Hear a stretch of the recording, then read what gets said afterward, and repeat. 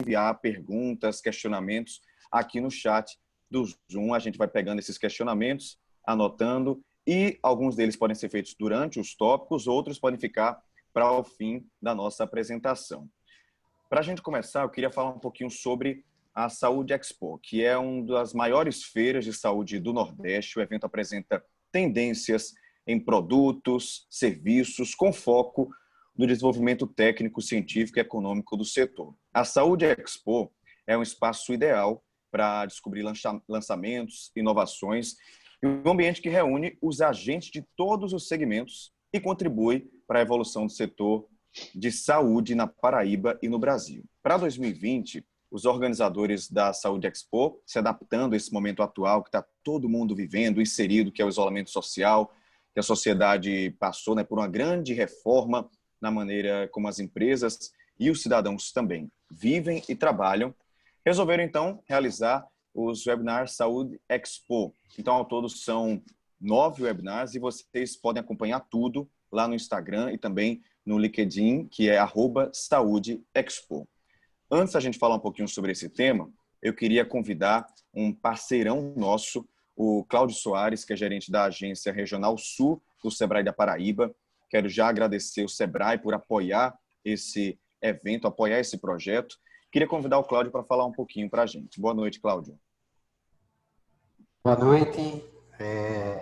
Boa noite a todos, a todas. É um prazer estar aqui diante dessa parceria que é feita com a Luz Criações, com o nosso parceiro principal, o HNSN. Agradecer também aos palestrantes dessa noite, posso falar assim, ao Fábio e ao Fernando, e ao Caio aí pela condução do evento. Quer dizer que o Sebrae está nesse desafio aí, como vocês viram, são mais de 15 milhões de negócios aí em todo o país que o Sebrae tem que estar apoiando. E a gente tem buscado a relação com alguns setores e segmentos. Aqui, na Agência Sul do Sebrae, que fica aqui em João Pessoa, que eu coordeno a agência, nós estamos focando em alguns setores, algumas carteiras, e uma delas é o segmento de saúde. Né? E para isso a gente tem uma equipe na coordenação aqui da Érica Vasconcelos, que é a gestora do projeto aqui na agência, tem uma consultora de mercado, a Ana Paula Barros, que está conosco, fazendo esse trabalho de prospecção, identificação de empresas que a gente possa estar apoiando. E a gente tem aí, com a Luz e com o mercado, um conjunto de ações que pode estar ajudando esses negócios. Então, eu queria trazer um pouco do trabalho que o Sebrae faz, através de consultoria online e gratuita para esse setor. A gente tem aí, colocou à disposição pessoas preparadas no mercado para isso. Nós temos consultorias com foco em gestão financeira, de marketing, em inovação. E aí, quando a gente fala em inovação, a gente pensa na questão da remodelagem dos negócios nesse ambiente digital. Então, a gente tem observado que muitas das empresas ainda estão no modelo offline ainda e com a gestão tradicional. Eu acho que hoje à noite a gente vai ouvir um pouco sobre isso, essa conexão do tradicional com o digital, a inovação, que está demandando muito da gente, e a pandemia acelerou todo esse processo. A gente vai estar lançando um programa que é o Gestão de Saúde 4.0, que tem o foco em trabalhar esse ambiente digital dos negócios. Nós temos aí uma série de webinários que estão acontecendo com a Luz Criações, em temáticas diferentes. E aí temos também o Saúde Expo, que nós vamos realizar agora em novembro, e outras plataformas, como o Sebrae hoje está disponibilizando, que está trabalhando informações específicas para o setor, a exemplo da usina de dados, que é um produto que o Sebrae vai estar lançando em breve. Ou seja, a gente vem tentando se familiarizar, se aproximar desse segmento, para poder contribuir com o desenvolvimento desses negócios. Então, agradeço pelo espaço, e vamos aí ter um bate-papo aí, uma noite aí bastante produtiva. Obrigado pelo espaço. Obrigado. Cláudio Soares, que é gerente da Agência Regional Sul do Sebrae da Paraíba, falou um pouquinho com a gente sobre esse assunto. Agora a gente vai falar um pouco sobre o nosso tema de hoje, que é Saúde 4.0, né? O que é isso? Transformação digital em clínicas e laboratórios. E quando o assunto é Saúde 4.0, o diferencial que a gente pode observar é a precisão e a agilidade nos procedimentos clínicos e hospitalares. Com a utilização de novas tecnologias, fica muito mais fácil garantir resultados satisfatórios ao público em um curto período. Ou seja, a integração de informações e uso de ferramentas que agilizam processos internos, aumenta a qualidade de todas as etapas do atendimento. Através de dispositivos móveis, wearables, que são dispositivos versáteis, aplicativos de saúde, o Health Apps, também internet das coisas, transformação social da saúde digital toma uma outra forma e velocidade, impactando os modelos tradicionais da saúde. Vou apresentar agora para vocês quem vai participar desse bate-papo com a gente, são os nossos convidados, o Fábio Andrade, que é analista de sistemas de formação, especialização em Business Analytics pela Wharton School e também diretor de Analítica e Inovação da rede DOR São Luís. E também apresentar para vocês o Fernando Sebranelli, que é médico pela Unifesp, com residência médica em Medicina Preventiva, Administração Hospitalar pelo Hospital das Clínicas da Faculdade de Medicina da USP, MBA pela Duke University com foco em Healthcare Management e também CEO e fundador do Health Innova Hub. Queria agradecer demais a presença de vocês aqui, vocês vão engrandecer demais esse nosso debate, essa nossa conversa sobre saúde 4.0. E a gente sabe, vocês todos que estão aqui participando dessa conversa, que a era digital não permite que clínicas, hospitais e consultórios estejam tecnologicamente atrasados, estejam fora disso. Ninguém está fora.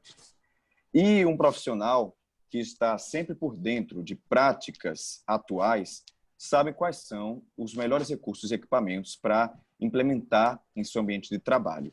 E aí eu queria começar trazendo esse tópico para a gente conversar aqui. Quais são os principais pontos que devem ser observados na hora de implementar procedimentos utilizando justamente a saúde 4.0 na sua metodologia de trabalho? E aí eu passo a palavra para o Fábio Andrade e também para o Fernando Sebranelli.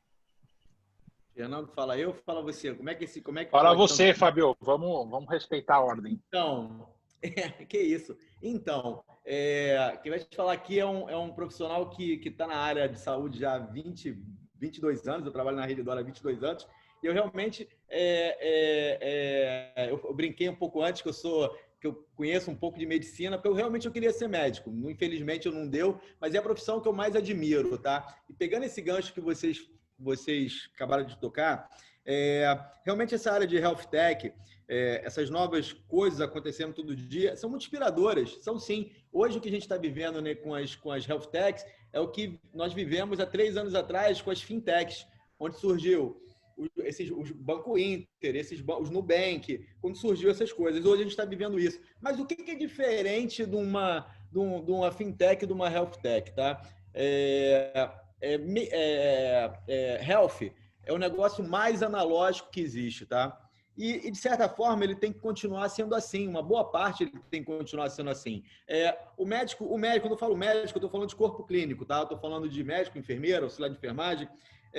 Eles vão continuar precisando usar os 5 sentidos deles, que é o toque, que é o olfato, que é tocar o paciente, sabe? E aí, quanto a isso, a tecnologia não vai mudar. Isso não vai mudar. A gente não... É claro que todas essas coisas novas surgindo vão ajudar, mas a base da medicina, para mim, ela vai continuar para sempre. Isso do médico, esse contato do médico, eu vou dar um exemplo muito legal. Eu tenho uma médica muito antiga na empresa, que ela sempre falava isso para mim. Ela falava: Fábio, você não tem ideia como é que eu aprendo olhando a mão de um paciente. Olhando, ela tocando a mão do paciente, ela fala: olha, eu olhando a mão dele, eu consigo detectar que o fígado dele está ruim. Isso é medicina de verdade, sabe?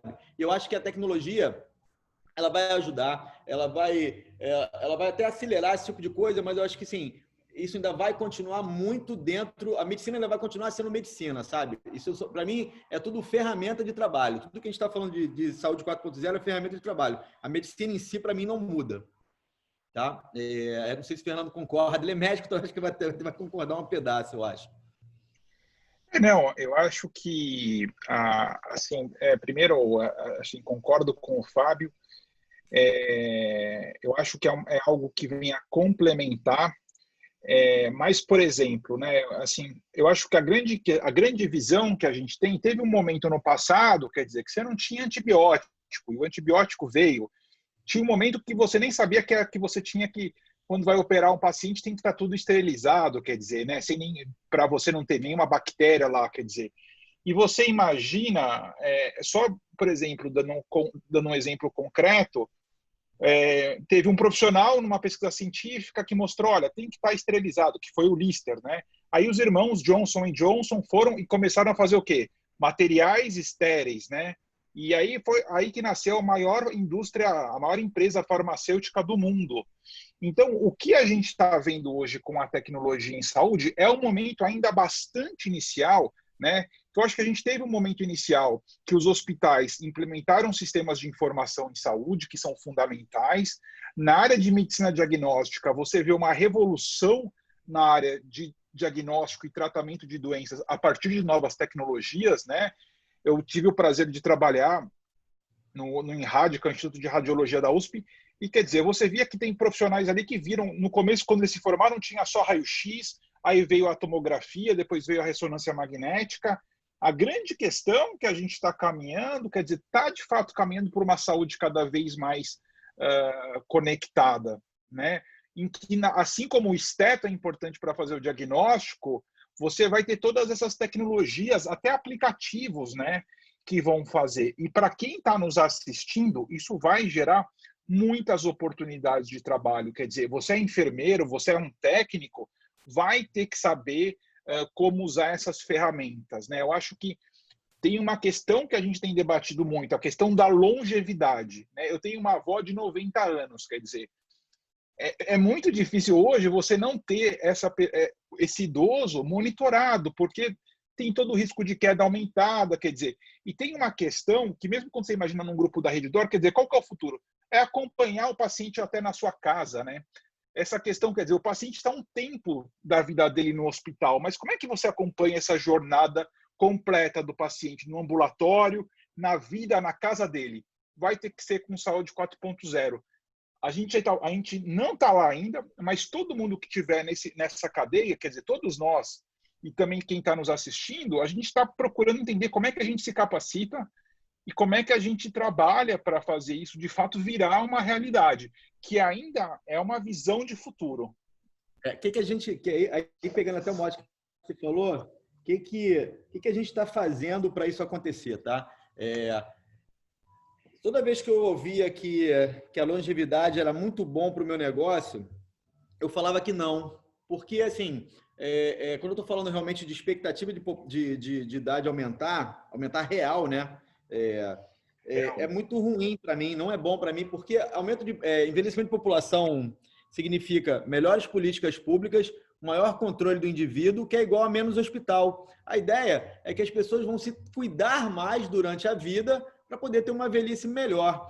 Falando em números, a gente fez uma análise há um tempo atrás, o hospital mais velho que eu tenho tem 20 anos, tá? A gente pegou todos os pacientes que tinham mais de 60 anos durante a inauguração do hospital e que durante esses 20 anos ou morreram ou ainda estavam vivos, tá? E aí, todo mundo, mais de 60 a gente analisou. E aí a gente chegou à conclusão, o número foi muito maior do que a gente esperava, que o número de eventos, né? Que a média desses pacientes, eles tinham durante 20 anos mais ou menos 4 internações nesse período, fora as idas às emergências, a consulta ambulatorial, mas a última milha, que eu estou falando assim, a última vez que ele se internou, o cara ficava 30, 40 dias internado na UTI. E ali eu ganhava, fazendo uma comparação com base na inflação, pegando o dinheiro, trazendo para o valor presente, metade da minha conta ela estava na minha última milha. E aí eu levantei a seguinte lebre, eu falei assim, isso vai mudar, porque... e quando eu ouvi isso, quando eu falei isso, eu ouvi de um médico da empresa, falou assim, Fábio, pela lógica, teoricamente, o cara que vai chegar com 85, 90 anos, todo mundo vai morrer de câncer. Aí eu falei assim, não, beleza, eu até acredito que pode ser que todo mundo morra de câncer, mas o que eu acho é que a pessoa vai se cuidar tão bem durante a vida que ela vai chegar na última milha com uma reserva de vida tão baixa que ela vai ficar 3 dias internada no meu hospital e vai morrer. E aí acabou eu continuo sendo um negócio, tá? Eu não deixei de ser um negócio, eu sou um hospital particular, eu sou um negócio. E aí, como é que a gente resolve isso? Então, eu tenho que cuidar desse cara durante o tempo todo. Tem um número muito clássico nosso, tá?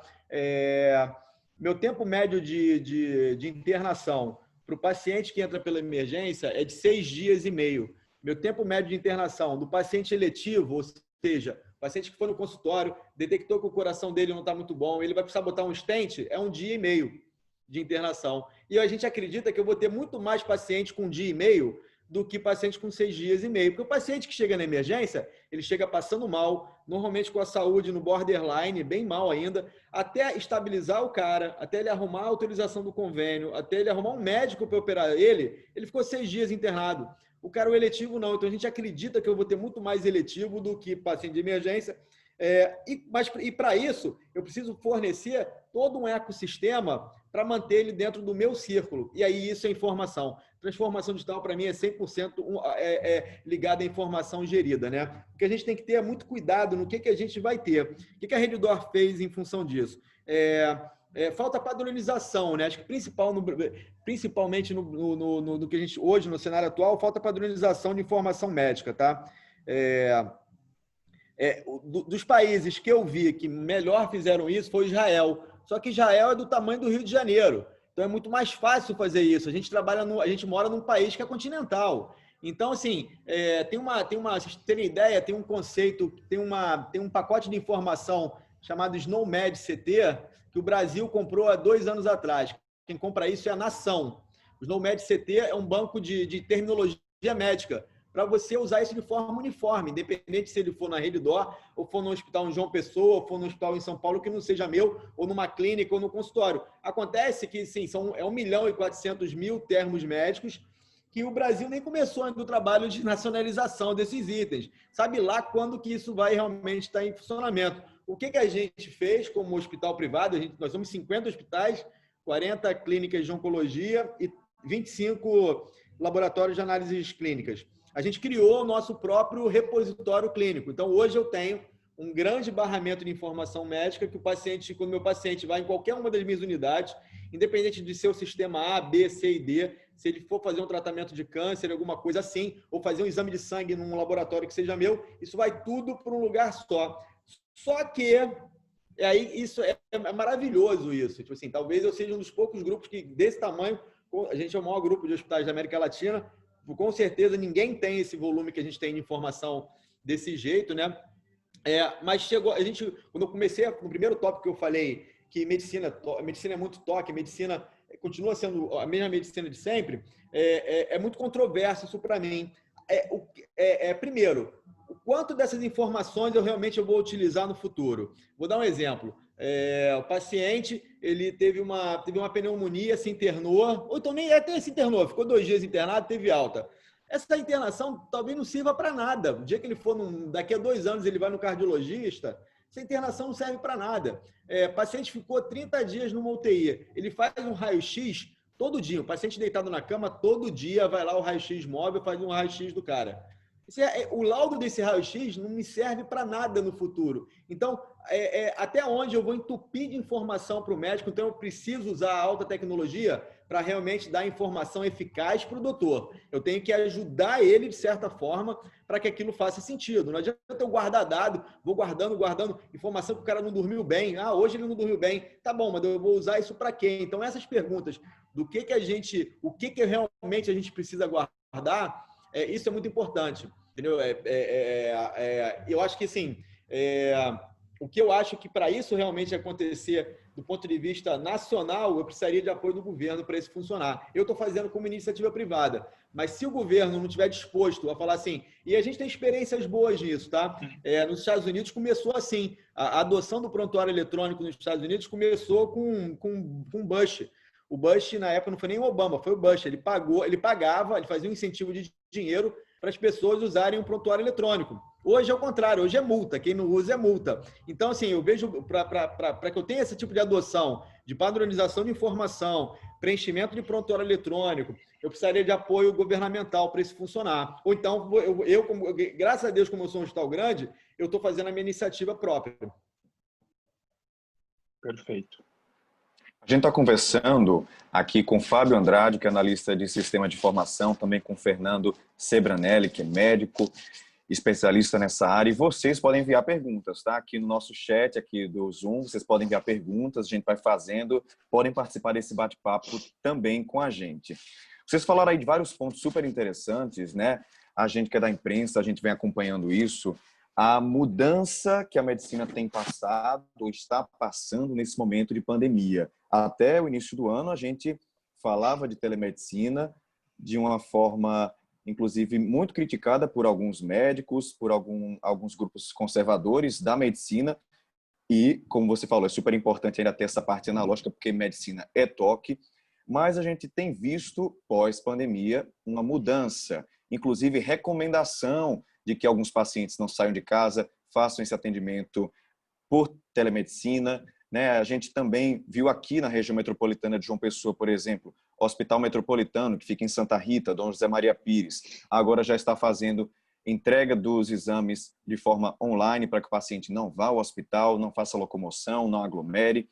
Então, nesse momento de pandemia, mudança, né, trazidas pela pandemia, qual a nova realidade? O que é que está sendo discutido de modelo para um futuro, gestão de negócios, oportunidades, telemedicina? Como é que está sendo pensada essa saúde 4.0 daqui para frente? Mudou alguma coisa com a pandemia? Perfeito. Não, mudou muita coisa, né? Eu acho que a transformação digital é um tema prioritário, né? Eu estava acompanhando aqui, a gente estava conversando antes de começar com o Fábio, quer dizer, você percebe que os executivos, os profissionais de saúde, né? Você percebe que as pessoas estão assoberbadas, trabalhando muito, né? Porque eu acho que a gente vinha num horizonte de implantar essas tecnologias, mas num horizonte, e de repente é tudo para ontem, né? Porque assim, vamos entregar agora exame, vamos implantar a telemedicina, né? Eu acho que tem uma coisa seríssima, né, que foi um desafio, essa questão do coronavírus que a gente estava colocando, os familiares não poderem visitar os seus familiares no hospital, né? Então você vê que você precisa de iniciativas de humanização digital, que era uma discussão que você não tinha. E volto assim, né? E aqui olhando para o nosso público, que tem muitos profissionais que são donos de seus negócios ou pessoas que estão buscando oportunidades, quer dizer, de fato, se você é um profissional de saúde hoje, é importante você olhar como você vai, o impacto que o digital vai ter na sua carreira. Porque, pelo que o Fábio está colocando, isso tem um impacto na enfermagem, né? Claro que a enfermagem tem um papel fundamental de garantir que esses dados sejam bem colocados. Isso é uma parte vital do trabalho, né? A informação tem que estar presente. Então, a gente tem que ter uma formação técnica muito boa, sim, e entender que essa saúde 4.0 vai exigir, né, formação, entendendo do que a gente está falando, né? Quando a gente fala dessa saúde 4.0, está ligada à revolução 4.0, em que as coisas estão conectadas, né? Em que os meus dados que são coletados na minha casa entram no meu prontuário como paciente, quer dizer que, ou o meu relógio aqui, o smartwatch, né, que é um wearable, um vestível, os dados vão estar centralizados. Isso ainda hoje, quer dizer, ainda é uma visão de futuro, mas é uma visão de futuro cada vez mais próxima. E aí você começa a escutar na mídia que grandes operadoras estão querendo se associar com grandes players de saúde para oferecer telemedicina. Por que as operadoras de telefonia querem entrar em telemedicina? Porque tem tudo a ver, né? É uma coisa assim, você fala assim, não tem nada a ver, mas ao mesmo tempo tem tudo a ver, porque a conexão é um bem muito precioso. E o que a gente sofre, né? E eu acho que a gente tem que olhar a realidade do nosso paciente, que de fato ainda hoje, né, nas regiões mais remotas do Brasil, e não precisa ser tão remoto assim, é o que a gente estava conversando ontem, a gente ainda tem uma dificuldade de conexão bastante importante, né? Mas, e para quem está olhando para o futuro do seu negócio, eu acho que essa transformação digital que passa, né, que passa a você entender que a gente está, de fato, que teve a pandemia, ela trouxe o fato de você trouxe uma aceleração dessa transformação digital. A telemedicina é o momento mais claro disso, e que você começa a ter cada vez mais investidores olhando para essas soluções e novas soluções escalando, né? Acho que como a própria Redditor está escalando as suas soluções digitais, quer dizer, acho que é impressionante o tamanho da transformação que a gente está vivendo.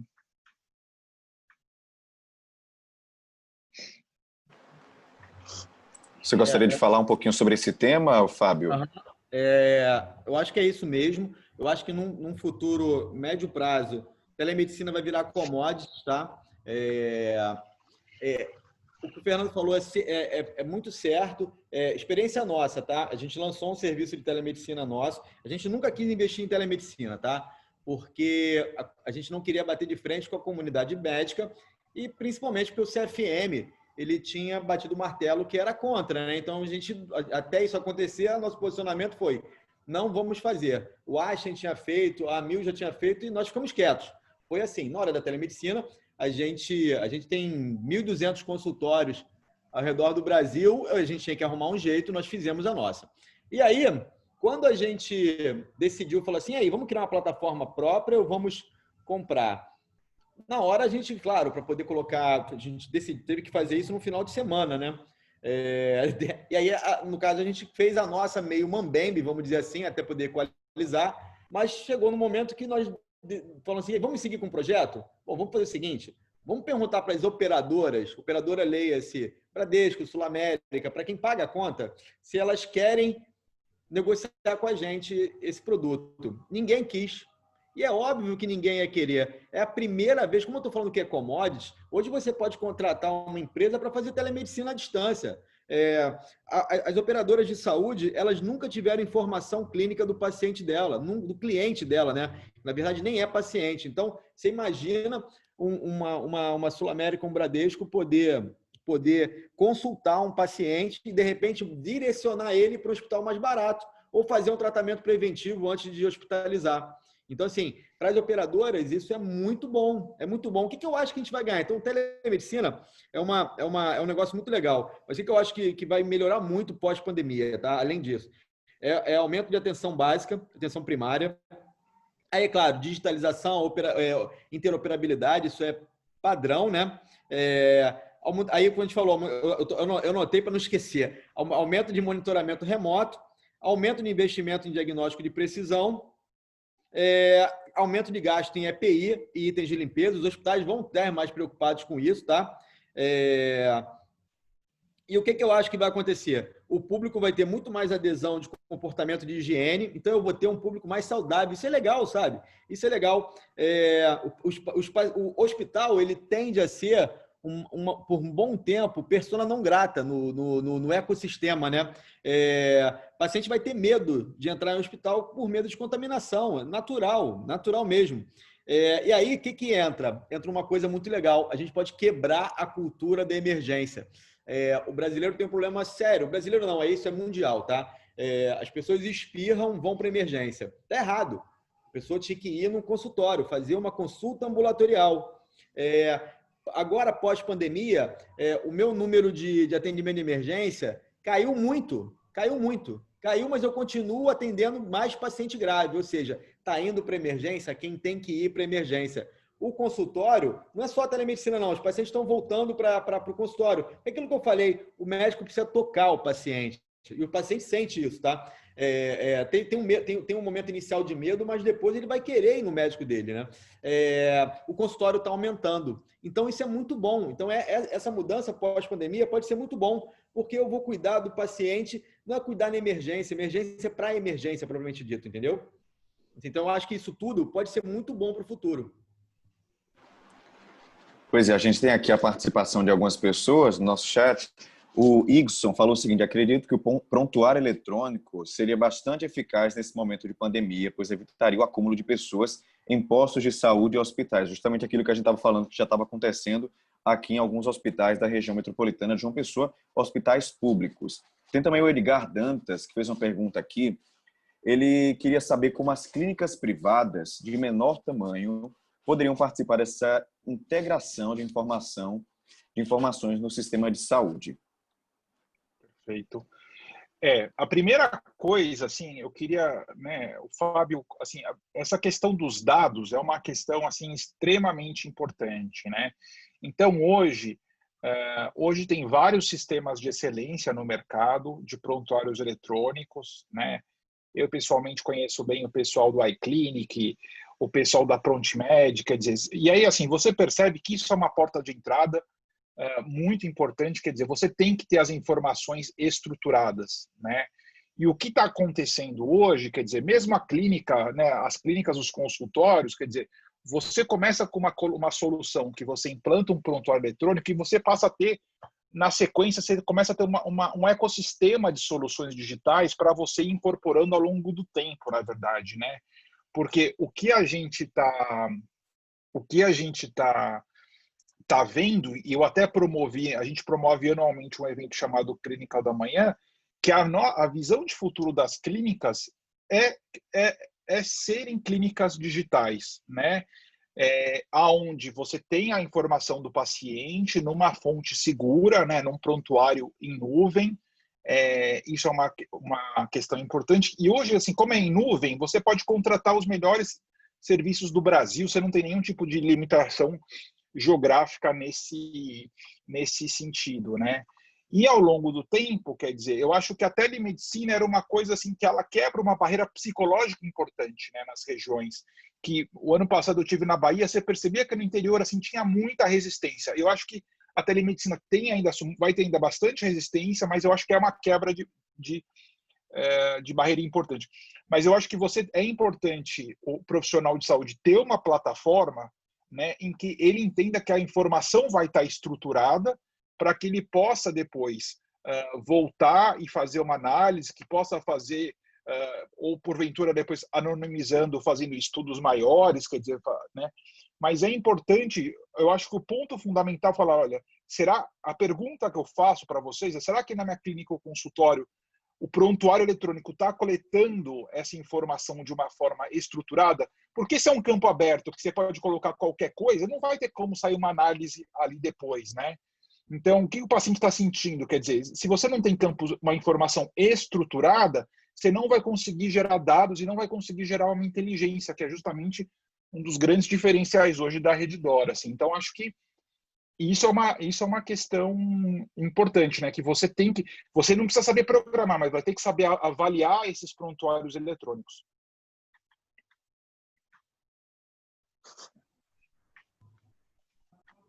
Não estou te ouvindo não, Caio. Caio, está bloqueado.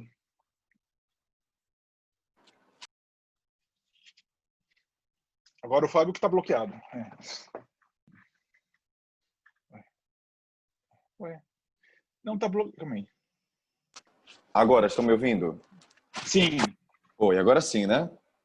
Sim. Então, vamos tentar responder aquela pergunta do Edgar, que ele queria saber sobre as clínicas privadas de menor tamanho, como é que elas poderiam participar dessa integração com as informações no sistema de saúde. Olha, pergunta difícil, né? É difícil, bem difícil, tá? A questão não é pequena ou grande, não. A questão não é isso, não. O que eu indico, tá? Na verdade, nós começamos a fazer esse produto, a gente pode chamar de produto, tem 2 anos, tá? E começamos com um hospital, a gente não começou com uns 50 hospitais. A gente foi rolloutando, então, na verdade, se eu começasse com uma clínica, eu começar com uma... Primeiro, você precisa entender o teu parque tecnológico que você tem. Você já tem um prontuário eletrônico estruturado, que isso é importantíssimo. Essa história que a gente fala de Big Data, de pegar campo não estruturado, para a medicina é muito confuso, cara. Eu tenho que ter realmente... Eu preciso ter um campo, eu não posso deixar o médico chegar e escrever assim, paciente tem diabetes, hipertensão e não tem DPOC. Cara, não dá para ser isso. Eu achar que eu vou conseguir interpretar um texto para tirar que o não tem DPOC, entendeu? Então, eu preciso ter um prontuário eletrônico estruturado. Além disso, você precisa implantar melhores práticas de preenchimento de prontuário com o teu corpo clínico. Você tem que fazer um trabalho que é extremamente chato, de convencimento do doutor, eu falo doutor não, do corpo clínico mesmo como um todo, de que é importante ele usar o prontuário eletrônico. Sabe, uma coisa que a gente fez que é muito interessante foi entregar um pedaço dessa responsabilidade para o paciente, tá? Como, tá? Quem faz seguro de carro recebe um formulário toda vez para preencher. Se teu carro dorme debaixo da garagem, se dorme numa garagem, se você trabalha 30 quilômetros do teu trabalho, e aquilo não influencia. Eu não quero influenciar a saúde. Mas o que nós fizemos? Na nossa área de portal de exames, quando o paciente ia lá, fazia um exame, que olha só, o paciente foi no hospital fazer uma ressonância magnética. Eu não vou ter em lugar nenhum se aquele paciente é diabético, se aquele paciente é hipertenso. Mas e quando o cara, na hora que ele for pegar o resultado de exame pela internet, com toda a comodidade digital, eu faço um screening para ele. Falo assim, já que você está aqui, vamos preencher sua ficha médica? Cara, ninguém melhor do que ele para dizer que ele tem diabetes. E a partir daí, eu vou puxar um pouquinho, sair um pouquinho da área médica para entrar na área de negócio, tá? O que eu ganho com essa informação, tá? Lembra que eu comecei a falar no começo que eu preciso manter o paciente no meu círculo? Eu começo a cuidar dele a partir dali. Como? Vamos lá. O paciente foi lá no screening. Eu estou falando isso para vocês, para quem perguntou e para vocês, porque esse é um projeto muito vendável. É muito fácil vocês venderem esse tipo de coisa para dentro da instituição de vocês. Por exemplo, vamos seguir esse caminho. O paciente foi lá, marcou que é diabético. Eu vou criar um fluxo de atendimento de paciente diabético.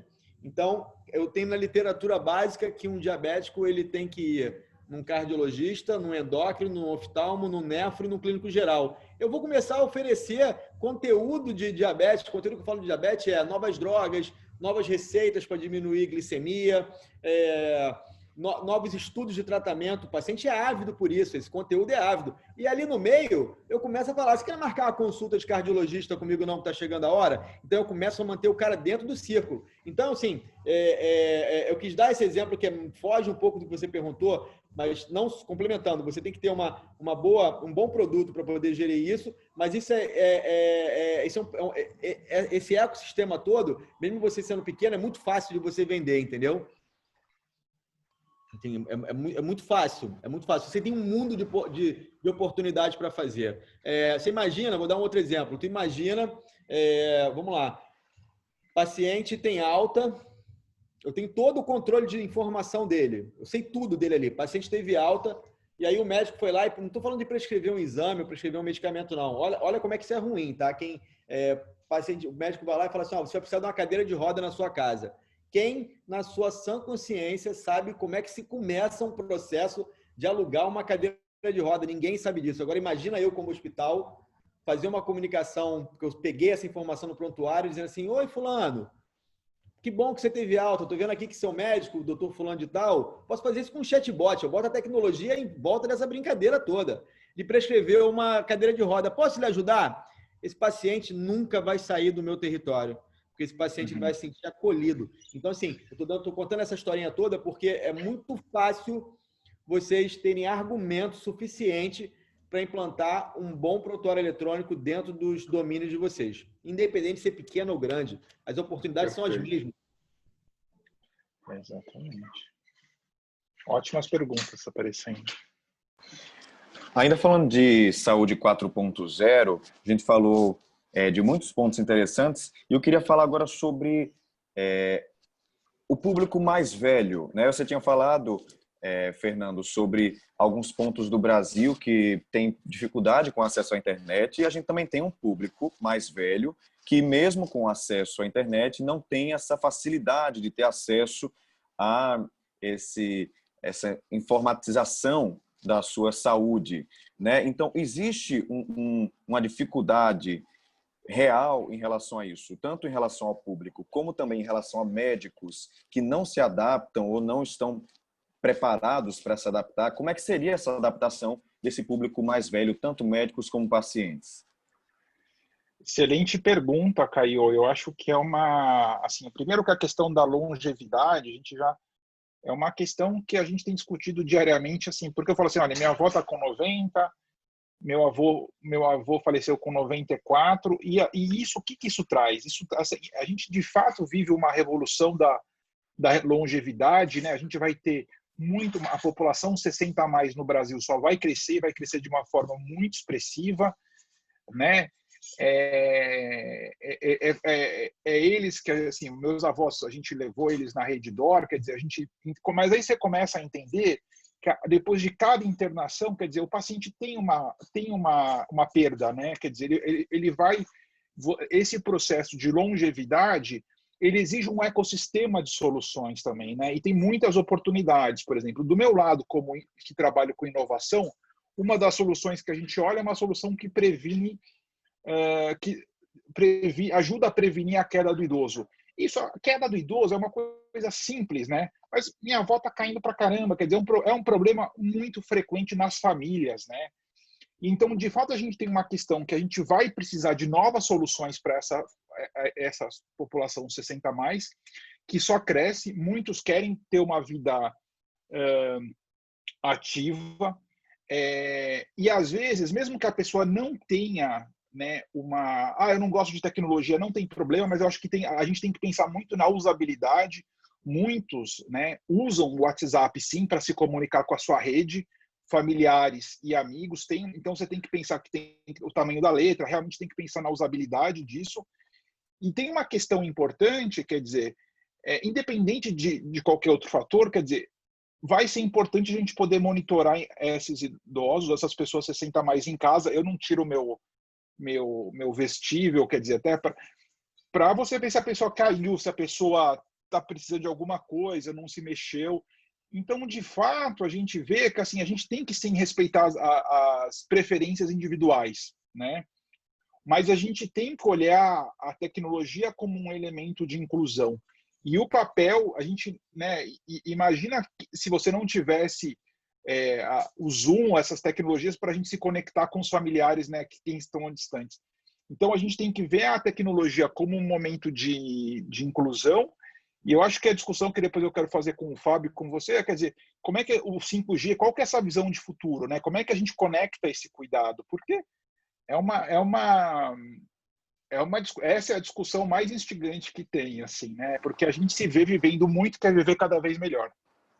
Inclusive, há pouco tempo, acho que faz uns 2 anos, eu fiz uma reportagem no hospital aqui de João Pessoa, hospital universitário, numa UTI que estava fazendo um intercâmbio de telemedicina. Então, hospitais de São Paulo, Sírio-Libanês, outros hospitais especialistas dessas UTIs falavam diretamente dentro da UTI com outro médico dentro de outra UTI e ajudavam em quadros clínicos, vendo exames. Às vezes, um hospital que não tinha uma especialidade entrava em contato com um médico que tinha uma especialidade em outro estado. Então, isso também faz parte dessa saúde 4.0, a gente pode dizer assim, que os hospitais também têm esse intercâmbio, não só com aquele cliente, paciente.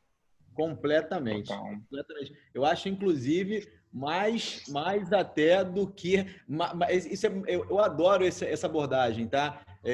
Principalmente porque é muito difícil você ter um hospital geral em que eu vou ter um neuroespecialista em coluna 24 horas por dia. É muito difícil isso. É custoso esse tipo de coisa. Então, eu ter um negócio desse é fundamental. A gente já faz isso há muitos anos, tá? De realmente eu tenho um neuro de plantão que está em casa, em que chega um paciente traumatizado, vai fazer uma ressonância, e o médico da casa dele vai acessar os exames, vai falar, olha, a melhor abordagem é essa, e manda um outro cirurgião para ir, ou eu vou para ir, entendeu? Então, assim, eu adoro isso. E até continuando nesse assunto da telemedicina, eu vi uma pergunta, deixa eu ver quem foi, só esqueci o nome da pessoa que perguntou. Foi a Jonas Pires, né, que ela perguntou sobre a questão da telemedicina para lugar que não é eficaz, tá? É engraçado porque, se você olhar, tirando essa parte médico para médico, que eu preciso realmente de muito mais tecnologia do que isso, que eu preciso realmente transferir uma imagem, transferir um resultado de exame. O papel da telemedicina paciente-médico é muito mais um alento, porque, convenhamos, para que serve? O que é uma telemedicina? O que são os produtos de telemedicina? Cara, é um canal de comunicação com um componente de vídeo. É isso. Sim, não é nada mais do que isso. Tanto que, e aí a experiência, respondendo a pergunta dela, o que eu vi em Israel, tá? Israel também tem uma população bem idosa, que não se acostumou com a telemedicina. E lá o governo foi bem categórico de querer usar, porque mostrou que reduzia custo. Eles fizeram telemedicina por telefone para o idoso e funcionou, que é uma beleza. É isso, ele pega o telefone e liga, continua sendo tele. Só não tem um componente de vídeo para isso, só isso. Se você for ver, ninguém vai dar um diagnóstico de uma... Dificilmente você vai conseguir ver um dermatologista que nunca viu o paciente. Olha, eu nunca vi o paciente, você está com uma mancha no braço, ele não vai olhar por vídeo e vai dar um diagnóstico. Ele vai poder até o seguinte, ele foi no dermatologista, o dermatologista viu, tocou, viu o que era e pelo vídeo ele consegue acompanhar que se estendeu. Por exemplo, a lesão aumentou, aí é outra coisa. Mas então, o que acontece? A telemedicina, ela é realmente um canal de comunicação que hoje ficou, vamos dizer assim, trivial por conta de 4G, por conta de telecomunicação melhor, por conta da explosão dos smartphones, ter um componente de vídeo. Acho que é isso. Fábio, a gente tem uma pergunta aqui também do Arnaldo, que acho que os dois também podem falar um pouquinho sobre isso, mas ele pergunta sobre rentabilidade, né, dos negócios, da saúde. Por exemplo, ele falou, as operações, né, de hospitais, clínicas, policlínicas, planos de saúde, como é que eles vão ganhar no longuíssimo prazo, junto com o cliente ou paciente que está lá com a tendência de envelhecimento, né, com mais saúde, como você, Fábio, tinha falado. Como pensar isso dessa forma? Então, vamos lá. Você lembra o exemplo que eu dei? Sim, eu peguei 20 anos de hospital e a gente viu uma quantidade enorme de pessoas que usaram o hospital durante 20 anos com 3, 4 internações e um ou outro exame no meio do caminho. O que eu tenho que fazer para rentabilizar ele do ponto de vista de prestador, não de operadora, de prestador de serviço hospitalar, ou de serviço de saúde, na verdade, é cuidar desse paciente ao longo desse tempo, para que todo ano ele faça um check-up comigo. Eu não vou ganhar... Ele em 5 anos, em vez de ele se internar e fazer uma internação de 10 dias, ele em 5 anos ele vai ter que botar um stent farmacológico, vai ficar 1 dia e meio internado e vai ter alta. Ou ele vai todo ano fazer também uma ressonância magnética, ou vai fazer um exame de medicina nuclear, que é um exame de alto custo. Então, eu vou conseguir tratar, eu vou ganhando, Tacaí é o que eu falei. Então, como é que eu faço isso acontecer? Eu preciso manter esse cara preso. É horrível esse termo, né? A gente está falando de medicina, né? Mas a verdade é essa. Eu preciso manter essa pessoa dentro do meu ecossistema, de forma que ele se sinta 100% confortável e não queira sair nunca mais. Então, ele todo ano ele tem que fazer um exame de imagem, ele faz comigo. Esse que é o ponto. Assim, e aí o que é um negócio muito legal? Eu posso começar a pensar em tratar essa pessoa fora dos meus domínios. Como? Vamos lá, imagina, vou dar um exemplo americano, que no Brasil eu não posso fazer isso, porque fracionar medicamento no Brasil é difícil. Mas nós temos 53% de pacientes com doença crônica no Brasil, pelo menos uma. Isso é um número estratosférico, né? E aí, eu imagino eu descobrir que o cara é diabético e eu poder oferecer um subscription de medicamento para ele, eu como hospital, ele receber todo de 15 em 15 dias a dose dele de antiglicemiante para ele tomar. Eu posso vender esse serviço para ele. Então, assim, eu tenho um mundo de possibilidade para isso. Sim, eu tenho muita coisa que eu posso oferecer a ele, não só a internação em si. Eu tenho muita coisa para oferecer para ele. É fácil, mas para isso ele tem que se sentir 100% confortável. E aí, qual é o problema? Tá? É engraçado. A pessoa que mais entende de experiência de paciente no mundo, ou melhor, o hospital que mais entende de experiência de paciente no mundo é Cleveland Clinic. Tá? Eu conheci Mayo Clinic, Cleveland e John Hopkins, mas Cleveland é animal. Vamos lá. Por quê? Porque eles levam muito a sério isso. Eu vou dar 2 exemplos como é que a tecnologia demais até atrapalha, tá? Então, isso eu não posso perder. Eu não posso perder de jeito nenhum, botar o meu paciente irritado para ele buscar outro. Eu não posso ter perda de paciente, é isso. Então, vou dar 2 exemplos que Cleveland resolveu. Você quer ver coisa engraçada? E aí vai muito lado humano, né? E aí eu vou tirar um pouco de tecnologia do contexto.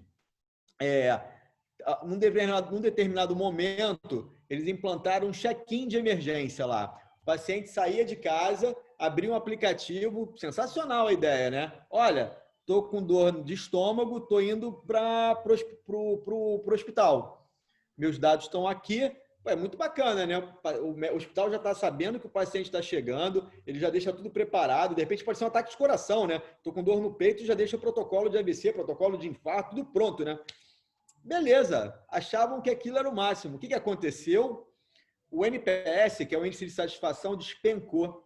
E aí eu gosto muito da abordagem do americano, porque eles são muito baseados em números, né? Eles não tomam decisão por tomar decisão. Então, eles foram atrás para entender. E aí o comportamento humano é muito engraçado, né, cara? O ser humano é um bicho muito louco, né? Eles perceberam o seguinte, a partir do momento... O NPS caía do hospital por questão de percepção. A partir do momento que o paciente estava na casa dele com uma dor no estômago e ele dizia que estava indo para o hospital, na cabeça dele, o atendimento dele começava a valer naquele momento. Então, o tempo de deslocamento, ele já estava irritado com o hospital, sem o hospital ter culpa. Ela cortou isso, o negócio voltou ao normal. A outra coisa, diz respeito até nesse caso dos protocolos padrão de emergência, existe o protocolo de Manchester, né? Que é um negócio pago, né? Que não sei se vocês já viram, é aquele negócio que é que o paciente chega e marca se é verde, amarelo ou vermelho, né? E ela tirou. Ela, porque eu estou falando que a vice-presidente de paciência, de experiência do paciente, ela é uma médica. Ela tirou de Cleveland isso daí, por quê? Porque ela chegou à conclusão do seguinte, o paciente, ele apertava o amarelo, mas ele era um paciente verde, ele apertava o amarelo porque ele queria ser atendido mais rápido. Ou o paciente era amarelo e botava verde porque ele queria se enganar, para poder querer assim, não estou com essa doença toda não, mas estava. E aí o paciente vermelho, hein? Aí ela respondeu assim, paciente vermelho, eu preciso que o meu segurança do estacionamento saiba detectar isso. No momento, se o meu segurança olhar para o paciente chegando, ele não perceber que ele está tão grave a ponto de ajudar e botar ele, eu mando ele embora. E é isso, entendeu? Tanto que a gente instruiu. E aí eu não preciso de tecnologia para isso. Hoje, qualquer paciente meu, quando chega na emergência, são 5 perguntas que nós fazemos sempre. Está com dor no peito? Se está com dor no peito, você vai passar direto. Está com a língua enrolada? Protocolo de AVC. Está sangrando? E aí a gente faz 5 perguntas e com isso a gente consegue direcionar o paciente rapidamente. Então, assim, a gente realmente precisa ter cuidado no que a gente quer investir de tecnologia, porque isso aqui, às vezes pode atrapalhar. E aí a palavra de ordem é, eu não posso perder, eu não posso ter perda. E para não ter perda, eu tenho que ter o máximo de satisfação. E nem que isso me gaste, nem que isso eu tenha um custo maior para poder manter todo o aparato que não seja tecnológico. Seguindo esses 2 exemplos, eu vou ter que manter mais gente operando, porque a tecnologia, nesse caso, me atrapalha. O Fábio quer falar um pouquinho sobre isso também, ou a gente já pode seguir para o Fernando, na verdade? Pode seguir. Não, pode seguir. A gente tem aqui o Dagrimar fazendo a pergunta para o Fernando sobre telemedicina radiológica. Ele falou sobre a importância do diagnóstico por imagem para a conduta de atuação médica diante de tantas patologias. Sua visão sobre telemedicina radiológica, ele perguntou. Não, perfeito. Acho que esse é um tema... Essa é uma área já bem consolidada da telemedicina, né? Talvez tenha sido uma das primeiras, que quer dizer, teleradiologia hoje não só é um negócio que eu acho que já nasceu há algum tempo, já teve um movimento de consolidação em grandes grupos, é uma realidade, quer dizer, né, de diversos serviços de pequeno, médio porte, de mandarem fazer o laudo à distância. Eu não sei se isso teve algum crescimento, isso assim. Então, assim, a minha visão, isso é uma realidade, vai continuar crescendo, e eu acho que tem uma reflexão que a gente estava fazendo antes de começar junto com o Fábio, que eu acho que a conversa que a gente começa a ter é certamente a conversa do 5G, quer dizer, que a partir do momento que você tem o 5G, você começa as possibilidades do que você pode fazer à distância se aumentam exponencialmente, né? E isso e é de fato quando você vai conseguir ter essa saúde 4.0, né? Seja para cirurgia robótica à distância, seja para fazer para você fazer essa integração de dados, porque no fundo a gente teve uma pergunta anterior que fala assim, mas como é que uma clínica consultório participar desse processo? E a nossa resposta fala, olha, você vai ter que ter um prontuário clínico com qualidade estruturado, né? Isso é para hoje. Só que a resposta para o 4.0 não é só essa. O desafio que a gente vai ter é que você vai ter, num futuro próximo, você vai querer integrar essas diferentes fontes de informação. O seu prontuário clínico, os dados de exames laboratoriais e imagem do paciente no mesmo prontuário do paciente eletrônico. Os dados que o paciente gera em casa, do vestível, idealmente, eu sou paciente crônico, assim, até se o paciente tomou o remédio no determinado horário, abriu ou não abriu a caixinha, quer dizer, a gente teria que saber, vai ter que saber dessas informações, para que aí, juntando todas essas informações, você fale, olha, pode chegar no limite e falar assim, olha, eu vejo aqui, senhor Fernando, que você não está comprando o seu remédio para hipertensão faz 30 dias. Como é que o senhor está fazendo? Porque a hora que você fecha esse ciclo, de fato, você consegue fazer um cuidado de saúde mais integrado, né? Então, isso é extremamente importante. A gente tem uma pergunta aqui da Maria Luísa Costa Lima para o Fábio, perguntando qual a sua opinião sobre os sistemas CAD, Fábio. Eu li essa pergunta, mas eu não entendi a pergunta dela. CAD de aquele software de engenharia, eu não entendi se é isso que ela quer saber. Bom, vamos fazer o seguinte, Maria Luísa, se você está ouvindo a gente ainda, você tenta refazer a pergunta de uma forma desculpa, que... Não, eu li a pergunta e não entendi o que ela quis saber. O que eu entendo de software de CAD é para engenharia, para planta, para isso. Eu não entendo para saúde qual é o uso, não desconheço. Pois é, o Fábio falou aí de alguns problemas que a tecnologia pode trazer, se for uma tecnologia mal investida ou até não pensada para aquele hospital, para aquele setor da saúde. Eu queria saber, Fernando, sobre de que forma você acredita que a tecnologia pode atrapalhar também o médico, ou aquele atendimento do médico, e não só aquele do primeiro atendimento do hospital. Existe algum ponto em que a tecnologia pode atrapalhar se for mal pensada? Tem. Eu acho que toca... A grande questão que eu vejo, assim, e Fábio, eu te peço para tocar na questão do 5G, eu acho que é super irrelevante, viu, de cirurgia na sequência. Eu acho que, assim como profissional de saúde ou um gestor de clínica ou consultório, ele tem que olhar na contratação dos profissionais de saúde, dos profissionais gestores que vão estar, dos profissionais daquela clínica, a contratação dessas novas tecnologias, né, de toda essa rede de parceiros que vai te ajudar a entregar esse cuidado, esse valor para o paciente, é fundamental. Se você escolhe um sistema baseado em nuvem, que você precisa da internet, você tem uma internet péssima, quer dizer, você vai fazer um desserviço para o médico. Ou se você tem um prontuário eletrônico que todo mundo odeia, né, mas ele é ótimo por um outro motivo, você também vai ter alguma coisa que é ruim, quer dizer. Então, eu tenho um cliente também, né, quer dizer, o profissional de saúde também ele é um usuário, ele é um cliente dessa tecnologia. Então, o grande desafio que a gente está vendo, quer dizer, a questão da usabilidade é muito importante, né? Há alguns anos, eu migrei de sistema Windows para sistema Mac. E aí você tem uma questão que a minha experiência, eu não consigo, parece que é outra língua para mim quando eu tenho que usar um computador com Windows, mas isso são coisas individuais, né? Mas assim, eu acho que essa contratação é importante e ter um feedback constante e discutir com os potenciais usuários da tecnologia é fundamental, sim, né? Para você ter uma aderência e para você, de fato, que essa clínica ou consultório faça uma transformação digital. Agora eu queria passar a bola para o Fábio, se ele puder, para tocar na questão do 5G, que eu acho que é uma discussão fundamental. Vamos, assim, eu queria tocar num negócio antes, a gente volta nesse assunto, tá? Tô olhando aqui que a minha esposa tá ali brigando comigo, né? Então vamos lá, que eu ainda não jantei, vamos lá. Mas antes disso, queria tocar num outro assunto que é meio também bem legal, muito em voga, tem muito a ver com telemedicina, com medicina 4.0, que é a questão da inteligência artificial, né? Isso está na moda, é o hype do hype hoje, né? E aí, qual é a minha preocupação, tá? Eu recebo semanalmente alguém querendo me vender um modelo de inteligência artificial, tá? Semanalmente. E aí eu sempre faço a mesma pergunta. Quem é o médico da sua equipe? E eu já ouvi de tudo, pessoal. Já ouvi que meu cunhado, meu irmão, tem um médico na minha rua, já ouvi de tudo. E aí, isso me preocupa demais, tá? Uma coisa, eu tenho um sistema que nem da Netflix que me recomenda um filme. Eu não posso errar com saúde.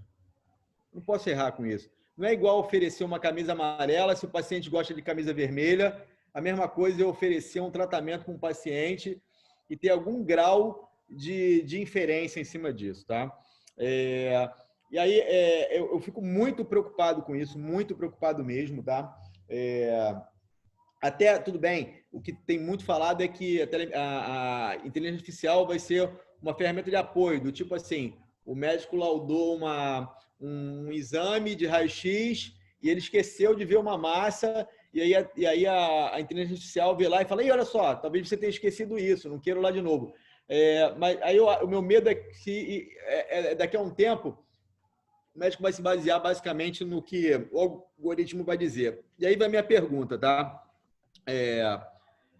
Essa pergunta eu vou fazer para o Fernando. Assim, quando eu compro um aparelho de ressonância magnética, e aí da GE, por exemplo, e eu compro um algoritmo de perfusão, tá? Esse application, ele tem que ser FDA approval ou então Anvisa approval.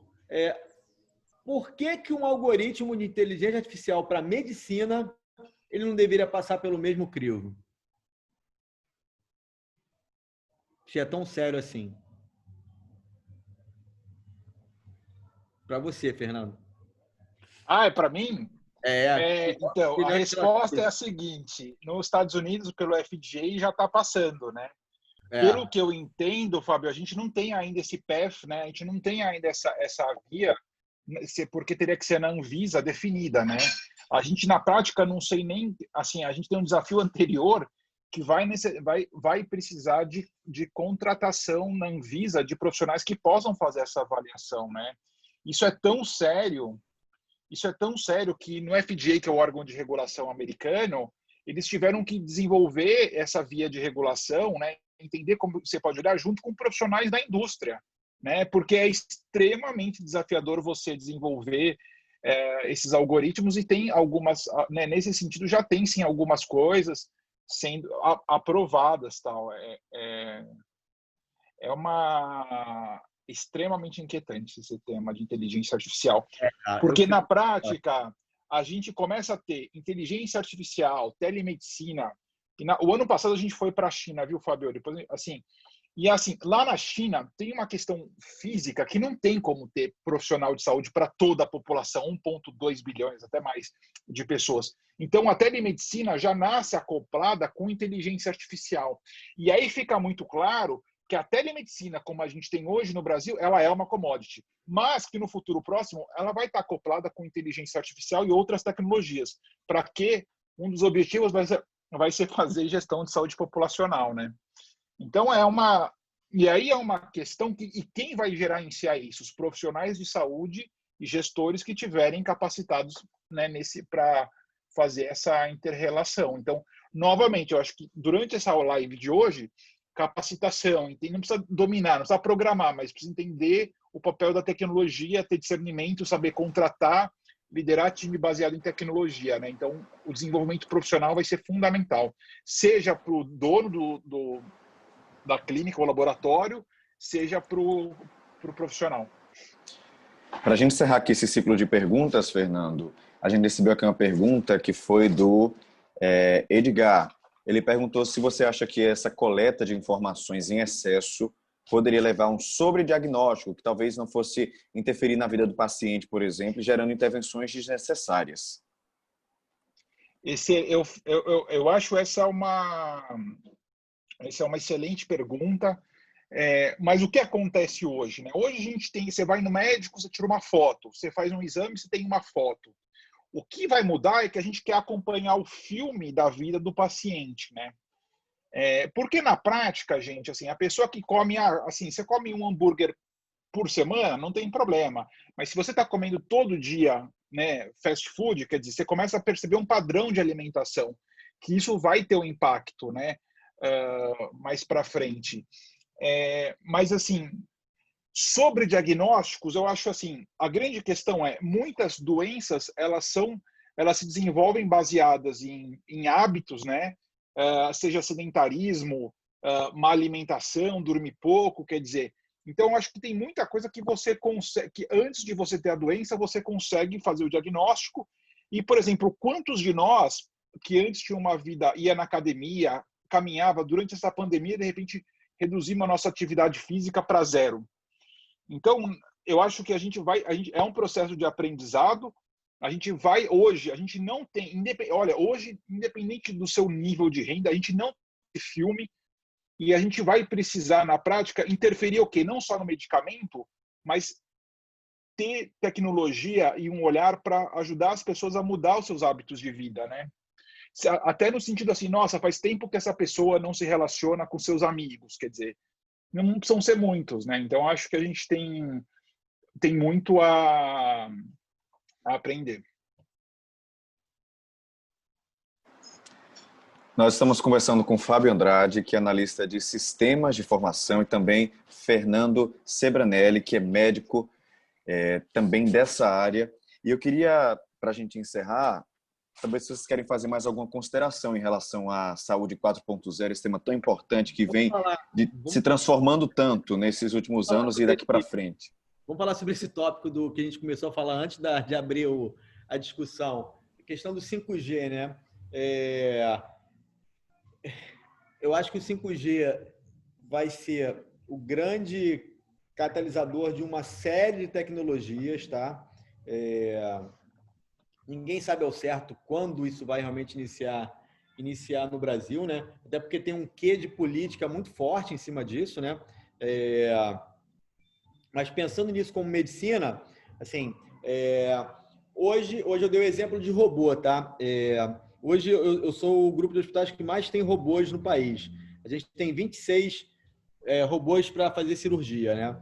E aí, hoje, eu tenho que ter um médico dentro da sala. Então, assim, um robô de cirurgia, ele opera prostectomia, ele faz cirurgia ginecológica, ele faz cirurgia de câncer de bexiga. E aí, assim, do ponto de vista de melhora para o paciente, é indiscutível, porque, por exemplo, uma prostectomia natural, ou seja, abrindo a barriga e resolvendo o problema, o paciente ele fica 1 ano de incontinência urinária, ele tem disfunção eretil, fica 10 dias internado no hospital, o pós-operatório é horroroso.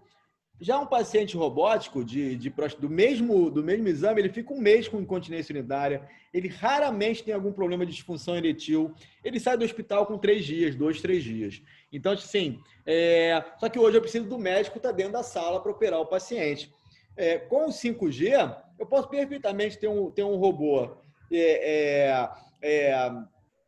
em Cuiabá e eu ter um monte de médico em São Paulo para operar o paciente à distância, operar à distância. Então, assim, o 5G tende a modificar muita coisa.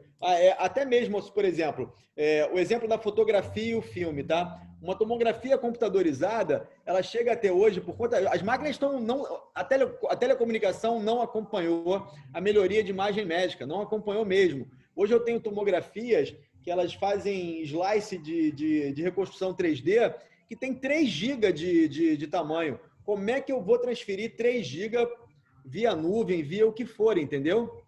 Então, assim, eu não consigo fazer isso.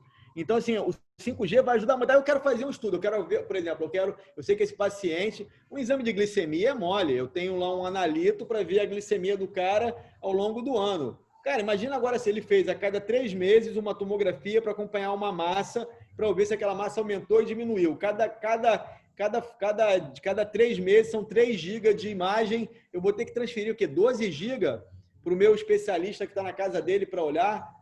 Não dá. Então, o 5G ele tende a acelerar muito esse tipo de coisa, tá? Eu acho que o 5G vai ser a maior revolução, vai ser o que mais vai acelerar a revolução de medicina no país, inclusive a questão de telemedicina. Sim, o exemplo que eu dei de telefone, o paciente velhinho, ou então o lugar mais inóspito, isso tende a acabar. Isso tende a ficar muito mais perene, né?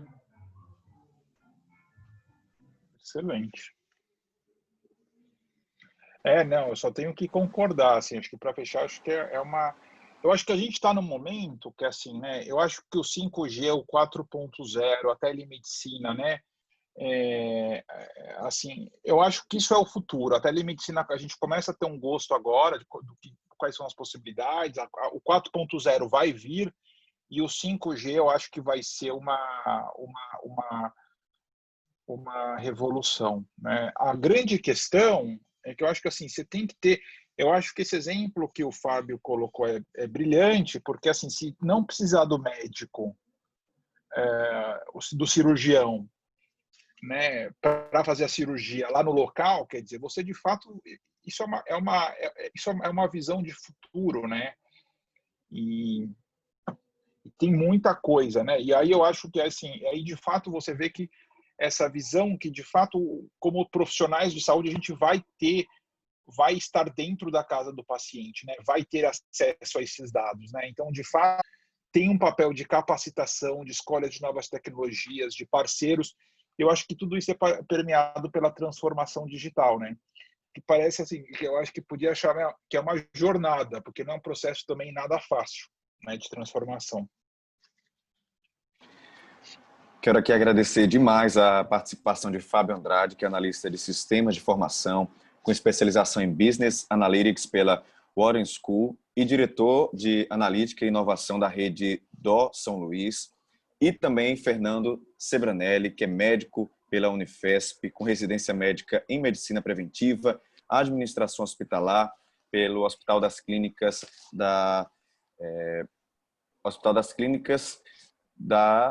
Perdão, Fernando, acabei me Faculdade de perdendo Medicina aqui. da USP. Faculdade de Medicina da USP, exatamente, MBA pela Duke University, com foco em Healthcare Management.